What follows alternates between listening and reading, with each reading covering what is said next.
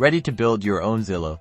Let's map out how to create a powerful real estate website, even if you're not a tech guru, in the next minute and a half. First, nail down your key features. You'll need property listings with detailed information, a robust search functionality that allows users to filter by location, price, and property type. Next, you'll need to integrate maps to visually display property locations. Consider using APIs like Google Maps or Mapbox for seamless integration.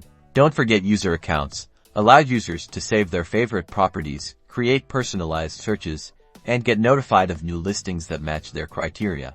Include clear and easy-to-use contact forms on each listing, so potential buyers can easily reach out to agents or sellers. Now for the tech. Websites have a front end, which users interact with. The back end is the server that manages all of the website's functionalities, and a database, which stores all the property data. Front-end languages such as HTML, CSS, and JavaScript will build the user interface for the back end. Consider languages such as Python, Java, or Node.js, and for the database, look at options like PostgreSQL or MongoDB. Building a real estate website like Zillow takes time, but with these key features and tech choices in mind, you're well on your way to creating a powerful platform for buying and selling properties.